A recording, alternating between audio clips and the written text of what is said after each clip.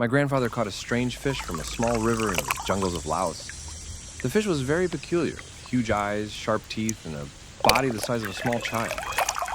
When the fish opened its mouth, it made a crying sound similar to that of a cat. However, the fish seemed to be watching it the entire time. It did not flop or struggle on land. It was as if the fish was waiting for my grandfather to let down his guard. My grandfather felt that the fish might have had other plans for him. In Asia, many people believe that dragons disguise themselves as fish to hide their true nature when they are caught in nets. My grandfather believed this fish might have been a dragon because inside its mouth, he could see something shiny. It looked like a pearl, but he dared not put his hands into the creature's mouth.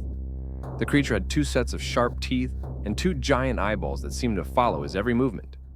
When my grandfather examined it more closely, he noticed the fish's skin resembled that of a reptile or amphibian rather than a typical fish. The creature had no scales and no gills. Its limbs didn't quite look like human arms, but they didn't resemble fish fins either. Feeling anxious, my grandfather decided not to take the fish home. He threw the net back into the water, and the fish swam away. As soon as it disappeared into the deep pond, the sky darkened, and it looked as if a thunderstorm was approaching. Lightning flashed, and thunder rumbled in the distance. The wind picked up, and the trees swayed violently. My grandfather quickly gathered his fishing equipment and started running back to his campsite. As he ran, he heard someone calling his name from across the pond. The voice was loud but slow, with an unnatural cadence. A deep sense of dread told him to keep running. He didn't look back, fearing that if he did, whatever was at the riverbank might claim his soul. As he ran, he heard footsteps behind him. No matter how fast he moved, the footsteps seemed to stay right behind. The voice continued to call his name, drawing closer. Terrified, my grandfather prayed to his ancestors for guidance and protection. Ahead, he saw the makeshift bridge that crossed a small stream near his campsite. He sprinted across the bridge, about 50 yards from his destination. As he crossed the stream, a deafening thunderclap exploded from behind him. Startled, he dove into a ditch, thinking he'd been struck by lightning.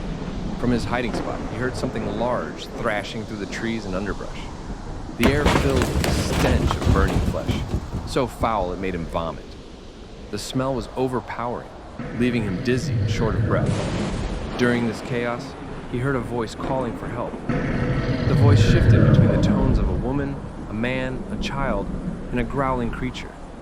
It repeatedly called his name, then began cursing the sky. At first it spoke in his language, then it started speaking in a language that my father did not understand.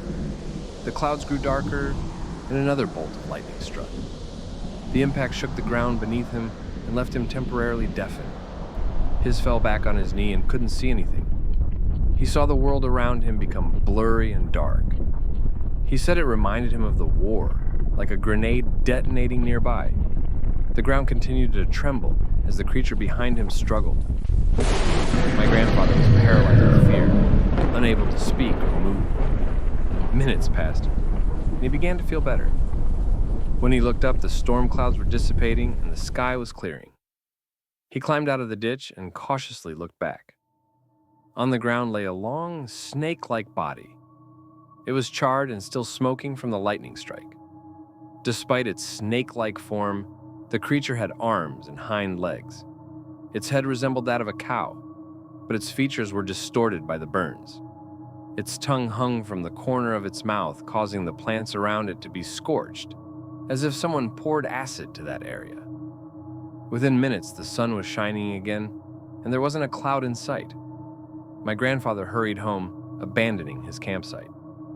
To this day, he wonders what the creature was. Perhaps it was a mutation caused by exposure to Agent Orange during the Vietnam War, or perhaps it was a cryptic, malevolent being that intended to make him its prey.